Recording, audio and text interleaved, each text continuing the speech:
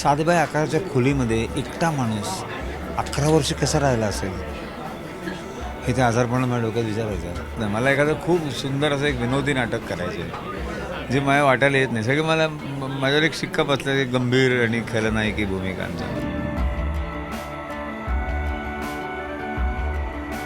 खूप मजा येते. खूप अवघड भूमिका आहे.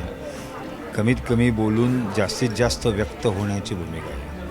त्यामुळे ते असे रोल फार अवघड असतात. कारण डायलॉगचा सपोर्ट जेव्हा असतो ना तेव्हा माणूस डायलॉग माध्यम आहेत ना आपण व्यक्त होण्याची. एक चेहऱ्यावरची हालचाल, एक हाताची पायाची हालचाल आणि संवाद. इथे संवादच फार कमी असल्यामुळं बाकीच्या सगळ्या गोष्टीतून आणि रादर त्याच वेळेला आजूबाजूला मात्र बायकोचा रोल करणारी ती भडा भडा भडा भडा भड दनादन बोलत असते कंटिन्यू.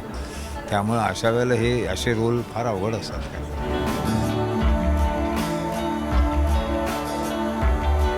सावरकरांनी मदत केली म्हणजे सावरकरांचं मी जन्मठेपेची 5-7 वेळा तरी वाचलं असेल. मी सावरकर भक्त आहे. एक जग जाहीर आहे ते. मी सावरकरांवर व्याख्यानं देतो. सातबाई आकाराच्या खोलीमध्ये एकटा माणूस 11 वर्ष कसा राहिला असेल हे त्या आजारपणाला माझ्या डोक्यात विचारायचं. इतकी वर्ष राहून ते जिवंत बाहेर येतात. परत पुन्हा समाजकार्यात झोकून देतात. पुन्हा देशाला वाहून घेतात. तर मला तरी थोडे काही महिनेच काढायचे. 11 वर्ष नाही काढायचे मला. मी का नाही बाहेर येणार? जर मी त्यांची इतकी वर्ष वाचतो, त्यांचं वाचन करतो आहे तर त्यातनं मला इतकी ऊर्जा येतं का नाही माझ्यात. एवढी तरी पॉझिटिव्हिटी आलीच पाहिजे. हा त्याचा फायदा झाला. आणि एका विशिष्ट काळानंतर जेव्हा नाटक आलं माझ्याकडे तेव्हा मला आनंद झाला की येस मी बरा झालो की कोणीतरी ताट घेऊन उभा आहे.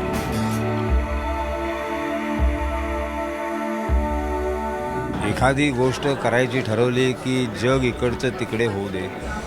जर ती गोष्ट चांगली ठरवली असेल तर काहीतरी मी घाणेरडं करायचं ठरवलं तर त्या बाबतीत मी हे म्हणत नाही आहे. पण मी एखादं चांगली गोष्ट करायची ठरवली तर मग जग इकडे तिकडे होऊ दे.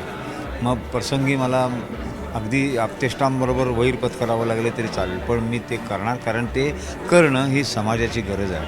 असं जर असेल तर नानासाहेबांचा आदर्श मी नक्की घेईन.